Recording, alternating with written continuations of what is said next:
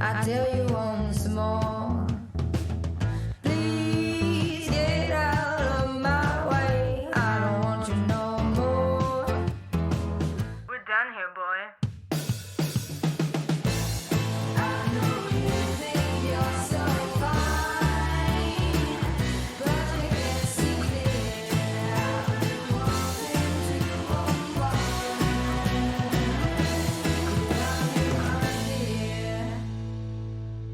Hello and welcome to Women Leading in Cannabis. I'm your host, Kyra Reed. Thank you for joining us. Our guest today is Scheril Murray Powell. Welcome, Scheril. Hey, Kyra, welcome. Super excited to be here. I'm excited to have you here.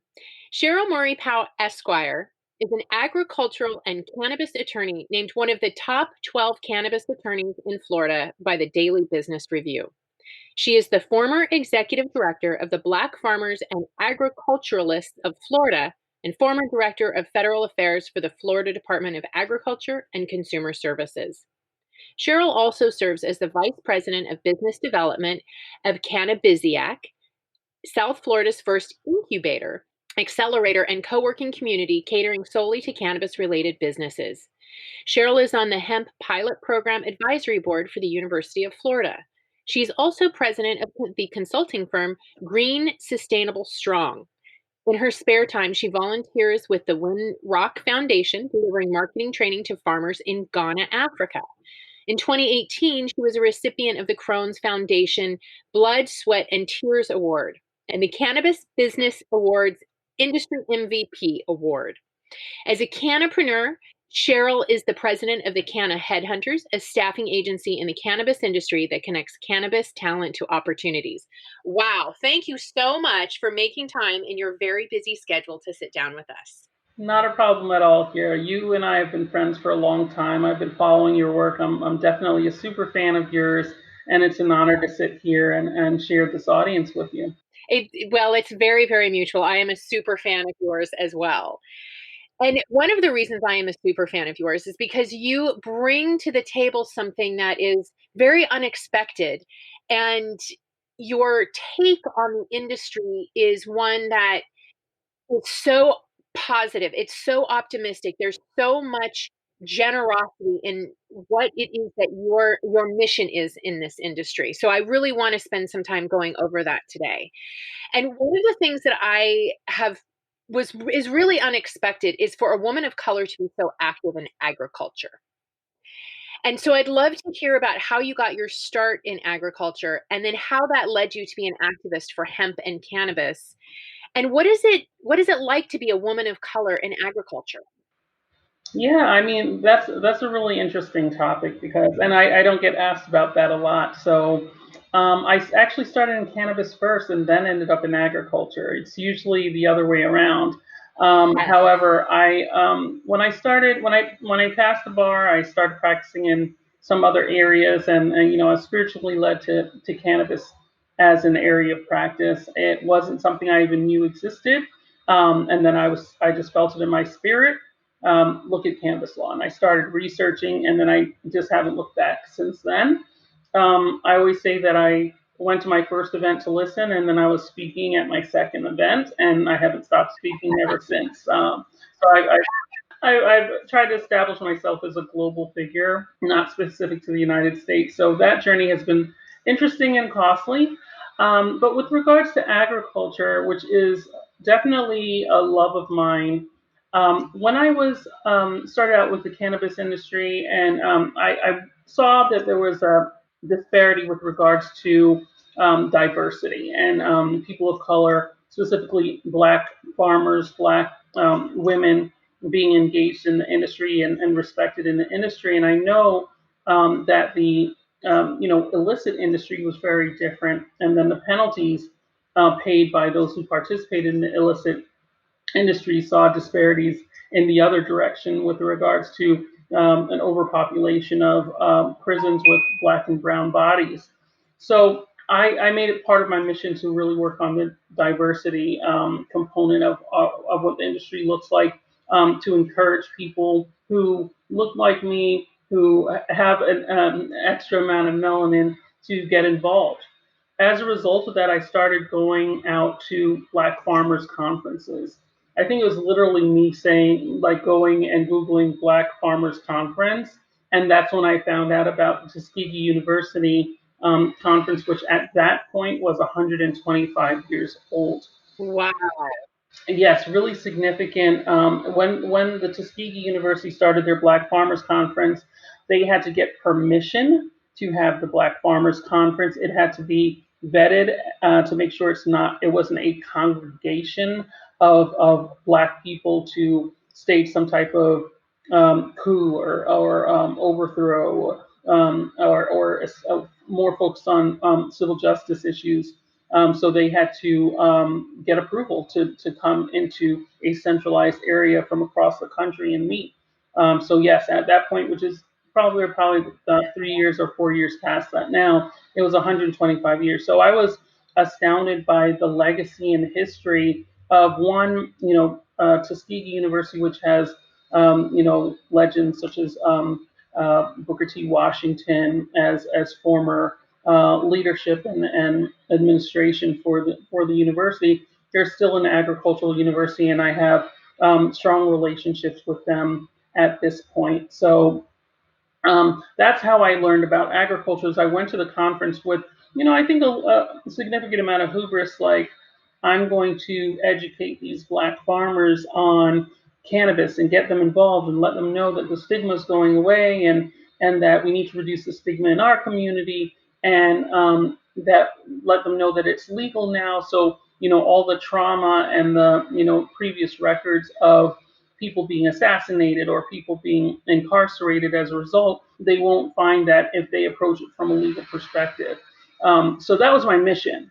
When I got there, I achieved my mission. I started having those conversations, answering questions, but then I looked at the full agenda for the conference and I realized how much I had been missing.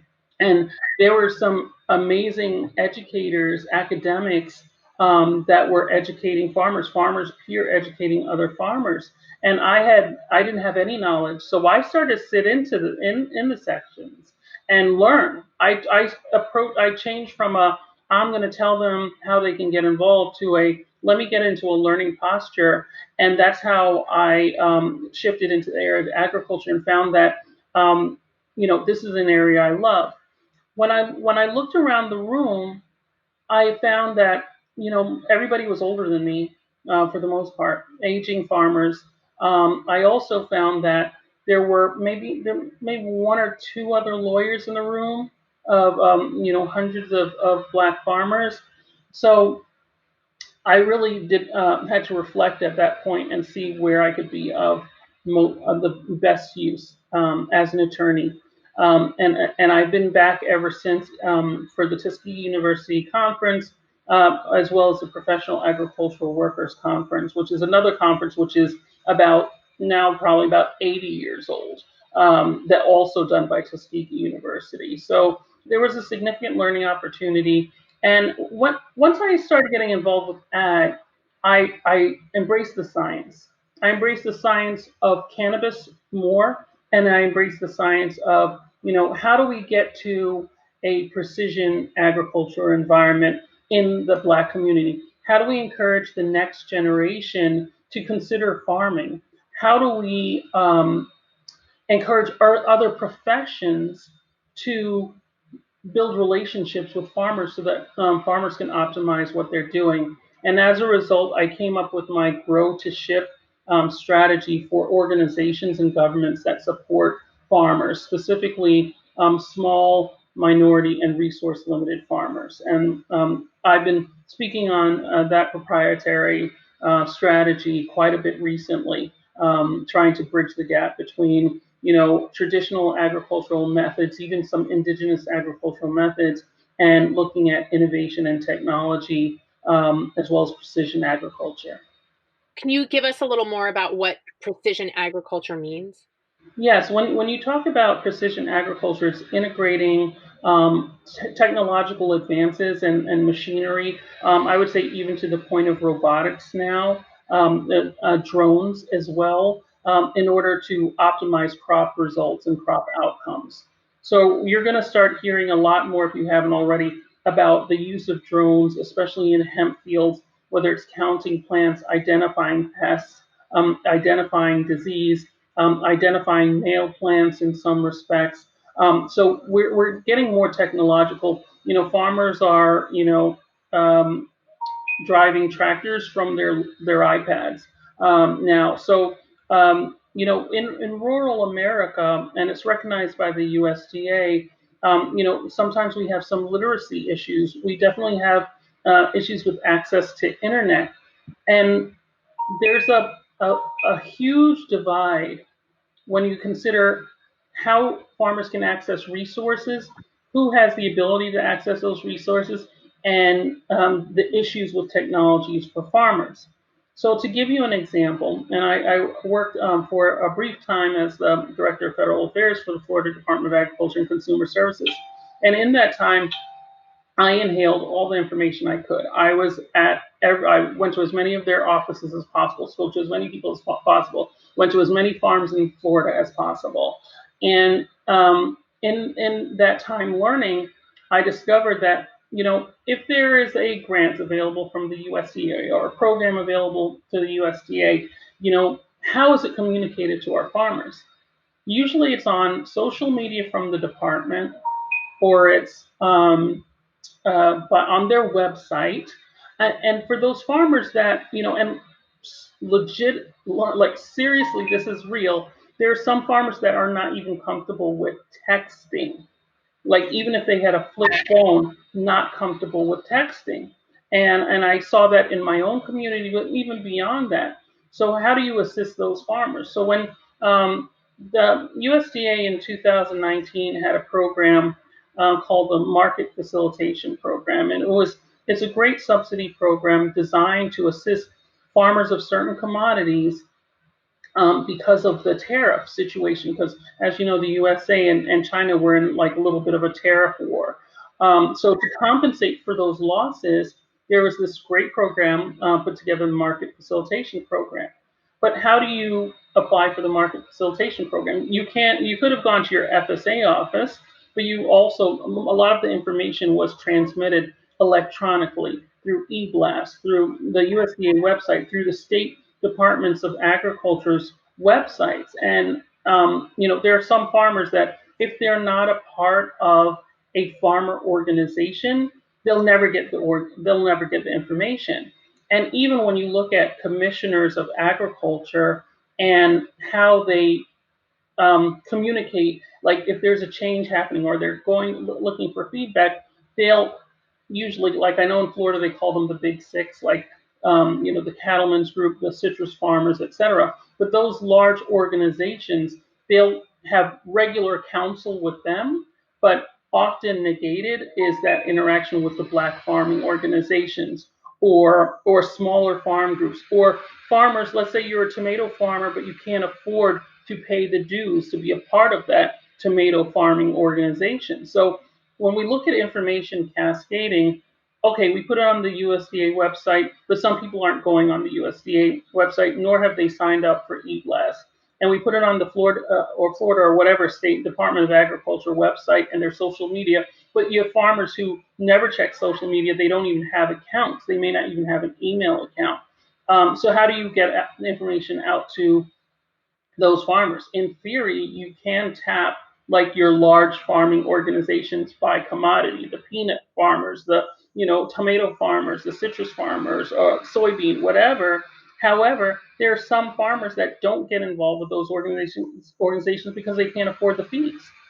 So part of the work that we have to do when it comes to food justice, there's the consumer food justice, and then there's the and food sovereignty, and then there's also the producer food justice, which is how making sure it's not just a check in the box. Oh, we communicated this great program that can help them with their funding and the subsidies, but making sure that it lands the way that you expect it to, making sure that all the farmers that reply to the USDA census, which happens every 5 years, that they have been touched with this information.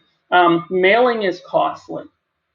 So it's really encouraging, the FSA to do more. And like I've recently had interactions with the FSA, and I've had great experience. But I understand technology. I knew to go on their website, get the email address for the director, email the director, and say, hey, I'd like to file for the farm and track number for this particular plot where I'm going to be growing hemp.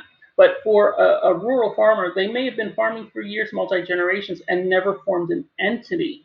They may have never applied for a farm and track number. They may have never gone into the FSA office, or if they went, it was 20 years ago, and they were treated like very disrespectfully because, as we know, there was the Pickford lawsuit about how black farmers had been treated. So when you've been like kind of kicked in the gut so many times, and you have this perception of the USDA and their local satellite offices, how do we replenish that relationship between the FSA, the centralized USDA, the satellite FSA and IFA offices, and our rural farmers? And then beyond that, looking at this new generation of people who want to eat healthy, that are focused on food sovereignty and choosing their own food, and making sure that they know these resources are available. So there's two gaps at the extremes. There's the rural farmers and the technology information gap, and then you have your urban farmers who, I've never done this before. I don't even know to look for the FSA. I don't even know to look on the USDA site. If I pull up the USDA site, I don't even know what to look for. I'm going to just put in random terms and start Googling. So let me ask you this question, because this ties in with what you're talking about. Sure. I was really excited when Marcia Fudge was thrown in the ring for Secretary of Agriculture. As was I. I want to know why. What would having a woman of color in charge of that department, what was exciting you about the changes and the lens that she was going to be using to run the agency? Yeah, so, first of all, Marcia Fudge, I've known her and of her for many years because she was a former national president for my sorority, Delta Sigma Theta Sorority Incorporated. Oh, So wow. I knew of her when I was in college. I knew of her many years ago. So I'm familiar with her, intelligence, her professionalism, and her strategic approach. So I'm fortunate in that I know, the values of my sorority. I know how she operated as a national president and as leadership with our sorority. And then I've as a result, I've kind of kept track of how she's operating as a congressional leader. So that really was foundational. Of all the candidates, I know her the most because of my history. With her lens of being a Black woman, and of course she has intimate knowledge with regards to agriculture, which is why I think she would be an excellent choice. I think she would look at food in a different way. And that's what food sovereignty is all about. It's about, giving people choices. And as an African American community, two main areas where our sovereignty has been taken away from us has to do with our parenting choices and ability to make choices, the best choices for our children, and then also when it comes to food and what's available to us as far as food choices. Part of that's just residual from all the land loss that we've seen, where you look in 1920, 17% of farmers were African American farmers, or land was owned by African American farmers. To now, we only have like 1.2% of farmers are African American farmers. So I think she'll come with that perspective of one, Black people. We have always fed America. We have fed America for centuries, even if whether you're from the Caribbean and the diaspora. Because of the history of started with enslavement and the trafficking of bodies, which became known as enslavement. As a result of that, we have that historical relationship. So understanding that means understanding the trauma associated with that relationship. I think she'll bring in that perspective of how do we press restart on our relationship as a culture with food and harvesting food and the creation of food. Food doesn't come from a supermarket; it comes from the earth, the soil, animals, etc., and so on. So, with Marsha Fudge, I think she'll bring all those perspectives together. And besides that, when you line her up, with the other candidates, she has she is the superior intelligence and background, skill, experience. I'm not saying superior to the other candidates, but she hangs right in there with the other candidates. And I would have every confidence in her ability to make decisions. I think she also shows excellent focus and discretion when she's selecting her teams. If you look at the people she surrounds herself with, it's based on ethical reasons for selection. And again, when you're electing someone or appointing someone, you really have to think about who would they choose to be their board, their cabinet, their support. And I have every confidence that she won't make choices just based on race. That and again, as a housing the HUD director, it's the same. We still have the same benefits of her background and experience. So yes, I agree with you. I was very excited about. I call her Sore Marsha Fudge, Congresswoman Marsha Fudge, being in that role, really changing it from the inside and out. I have a number of friends who work currently for the USDA in DC, and I think even thinking about those individuals and their opportunities for career development, I think that would be very positive. Making sure that we retain the talent at the USDA of the people who know what they're doing. One thing that struck me when I worked for the Florida Department of Agriculture and Consumer Services is that's like probably one of the smartest departments I've ever worked for because those scientists know their stuff.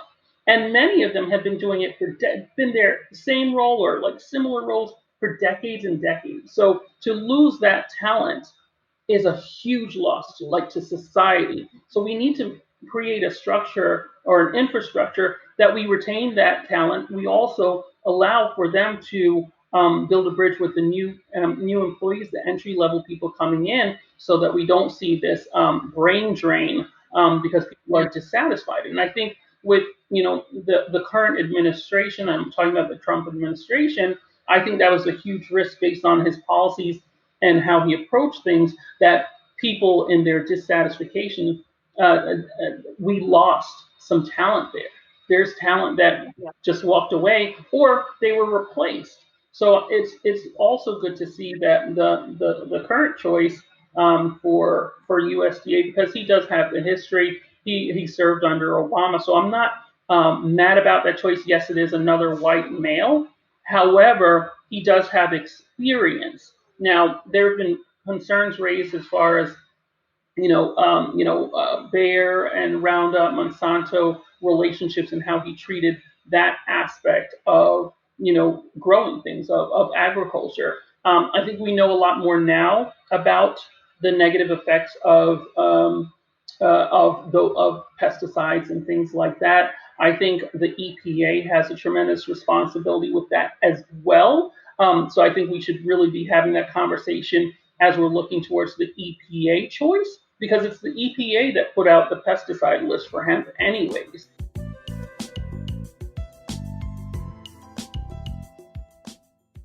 So we have a new administration coming in. Yeah.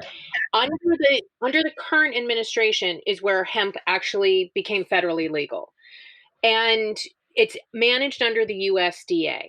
So under a new administration, what do you think needs to happen for hemp to actually scale as an industry? Because anyone who's been in the industry for the last 2 years knows it has been a shit show.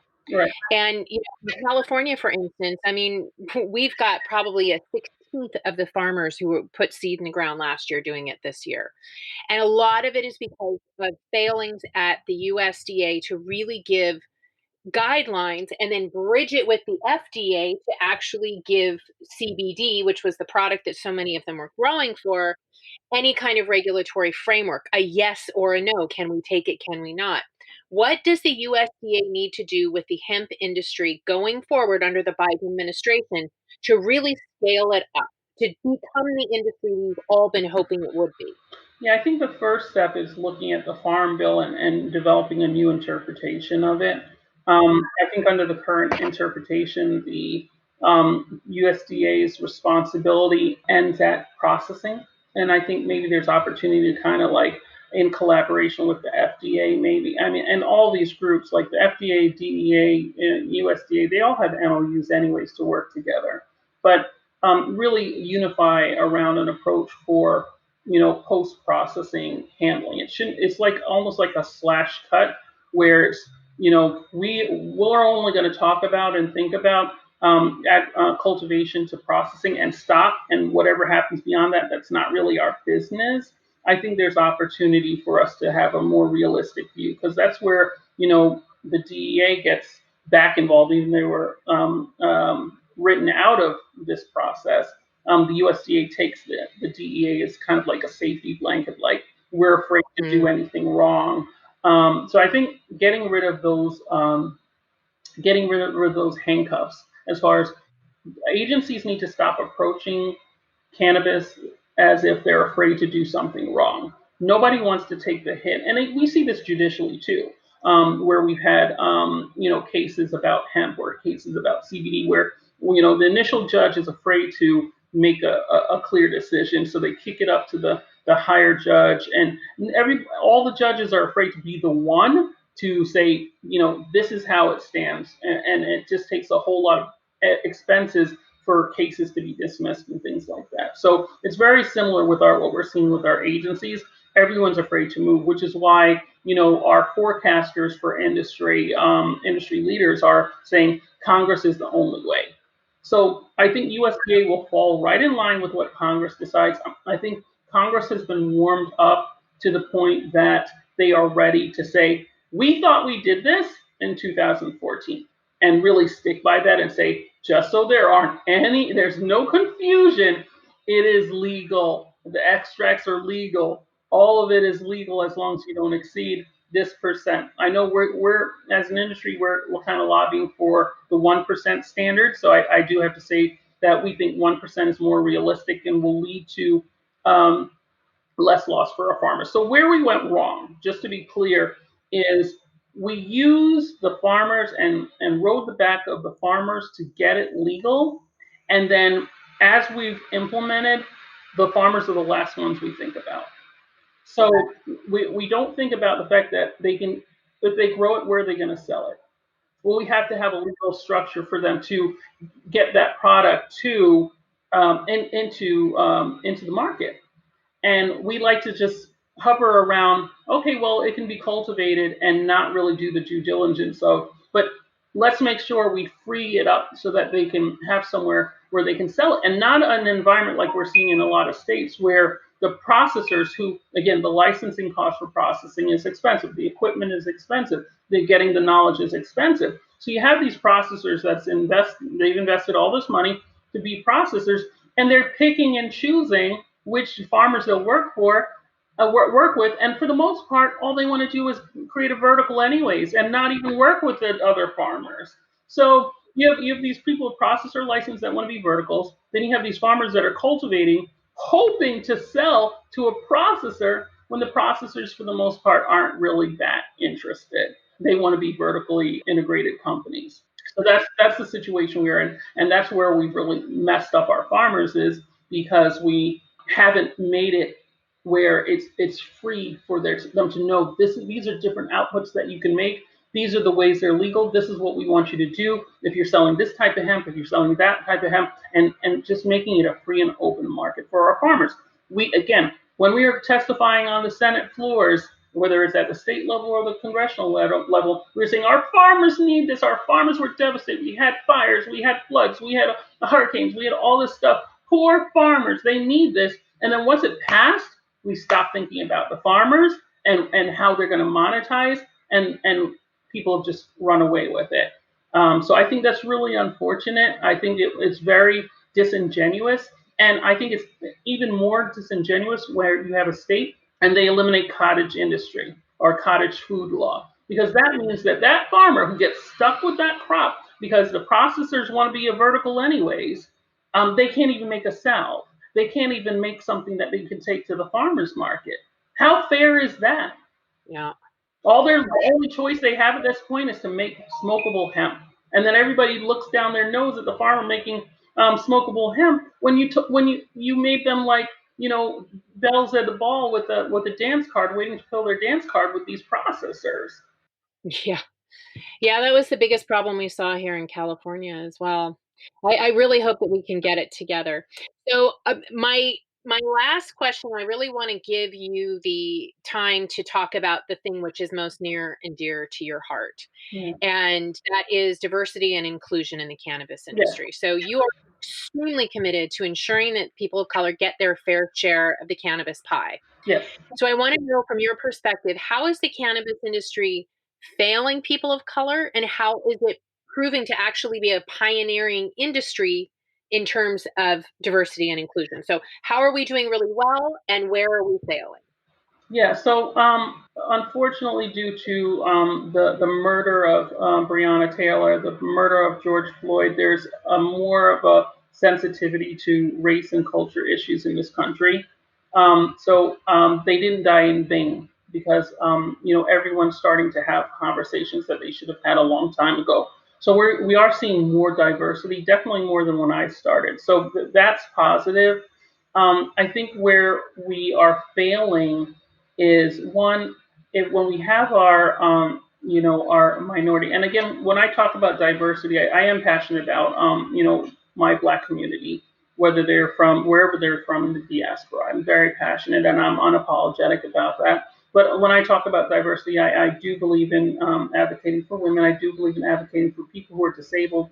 I believe in advocating for our veteran community as well, our Hispanic farmers, our Asian farmers as well. You can't look at one without looking at the other. So it's really about, Yeah. I definitely believe in Black Lives Matter. I definitely believe in Black Farmers Matter. But I also think that we have to look at it from a holistic perspective as well. And I think where we're falling down, the first thing is, how we educate our people who are interested in entering the industry, making sure that we are realistic with them. And as an attorney, that's what I do. I say, anyone who wants to work with me, I say, listen, I'll let you pay for an hour, then I'll talk to you, and then we can see at the end of the hour if you want to go into this industry, how you want to approach this industry, where we're going to look at touching plant activities or ancillary activities. So reality is what people need. And actually, Lauryn Hill, one of my favorite singers, she says it is in her Unplugged album. She says, fantasy is what people want, but reality is what they need. And that really applies to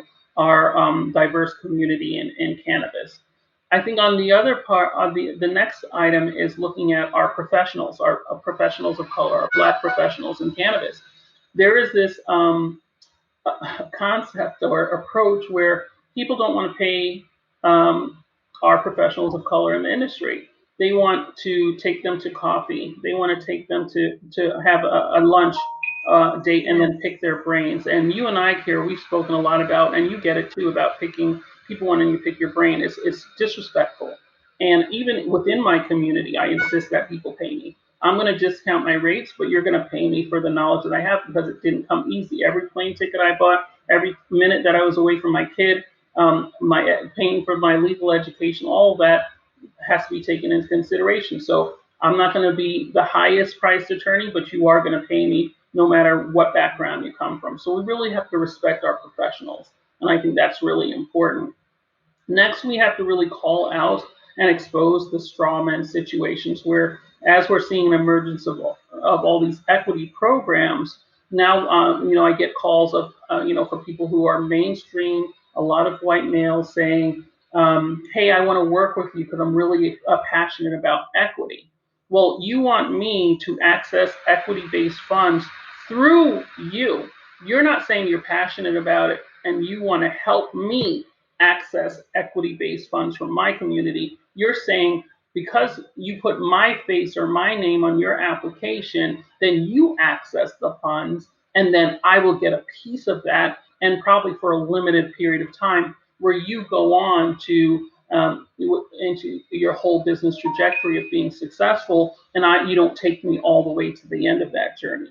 So I think that's a huge issue with regards to diversity inclusion. Of course, we have to talk about access to capital. We're very passionate about the Safe Banking Act, and cannabis, for the most part, is based on private funding, and private funding leads to often these contracts that aren't fair to everybody.